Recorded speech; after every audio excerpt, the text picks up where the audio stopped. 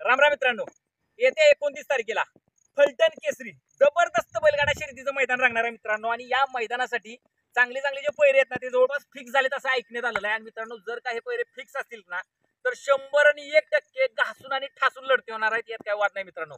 म्हणजे जसं जसं ऐकण्यात आलंय आणि जे पैरे काढालेत ना एक नंबर पैरे आहेत, एक नंबर. तुम्हाला सांगतो मित्रांनो, सगळ्यात पहिला पैरा चालू सीझनचा बेताज बादशाह ज्याला म्हणून ओळखलं जातं, असा अपराजित योद्धा म्हणजे घरणीकरांचा राजा, ज्यानं माळशिरसचं मैदान सुद्धा थोड्या दिवसापूर्वीच गाजवलं. आणि या व्यतिरिक्त सलग 5 मैदानात तो अपराजित आहे, म्हणजे विजेताच आहे. असा घरणीकरांचा राजा आणि त्याच्या जोडीला मुंबईचा बिनजोडचा बेताज बादशाह मथुर असं ऐकण्यात आलंय. समजा मथुर आणि घरणिकीचा राजा जर एकत्र असेल ना 101% गुलाल लिहूनच ठेवा मित्रांनो. कारण घरणिकीचा राजा सध्या टॉप फॉर्म मध्ये आणि मथुर सुद्धा फॉर्म मध्ये, त्यामुळं घरणिकीचा राजा आणि मथुरी हा जर पैरा असेल तर 101% गुलाल होईल. त्यानंतर मित्रांनो आपण बोलूया नवम हिंद केसरी बकासूर, म्हणजे सगळ्या बैलगाडा शौकीनांची जी आन बाण आणि शान आहे असा बकासूर, नवम हिंद केसरी बकासूर. आणि त्याचा पैरा आहे कॉकटेल उर्फ सुंदर असं म्हटलं जाते. आता कॉकटेल आणि सुंदर, सध्या कॉकटेल जबराट फॉर्म मध्ये. म्हणजे तुम्हाला सांगतो मित्रांनो, जिथं जिथं चांगल्या चांगल्या घासून ठासून लढती झाली ना तिथं कॉकटेल दिसतो आणि बकासूर 100% गुलाल असतोच. त्याच्यामुळे जर का बकासूर आणि कॉकटेल हा पैरा असला ना तर मित्रांनो लिहूनच ठेवा, ही पण गाडी गुलालात राहणार, यात काही वाद नाही मित्रांनो. त्यानंतर मित्रांनो दुसरा पैरा जो महत्वाचा रणजित निंबाळकर सर यांचा सर्जा, याचा पैरा असं म्हटलं जाते अर्जुनला.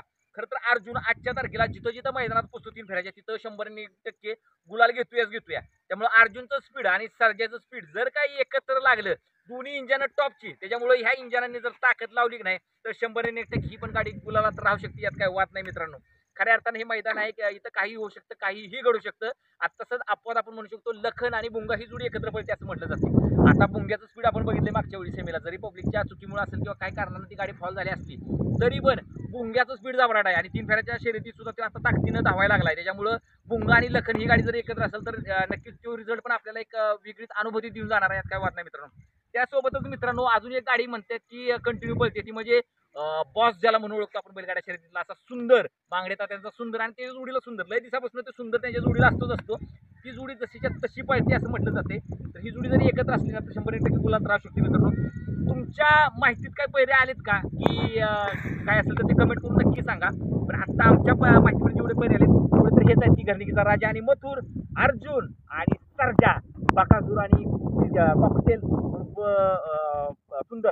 आणि मित्रांनो हा आद्य पैरा राहिला मित्रांनो रायफल 81 मोठ्या मैदानाचा मोठा बादशाह ज्याला आपण म्हणतो रायफल 81 त्याचा पैरा असं म्हणलं जातं की पिस्टन 22-11 आहे. आता पिस्टनची पण ताकद तुम्हाला सगळ्यांना माहितच आहे, त्यामुळे पिस्टन 22-11 आणि हे जरी असला रायफल तरी 100% ही गाडी पण ताकदीनं धावणार, यात काही वाद नाही. हरकत नाही मित्रांनो. तुम्हाला काय पैरे माहिती असेल तर कमेंट करून नक्की सांगा. भेटूया पुढच्या व्हिडिओमध्ये, तोपर्यंत राम राम. चला.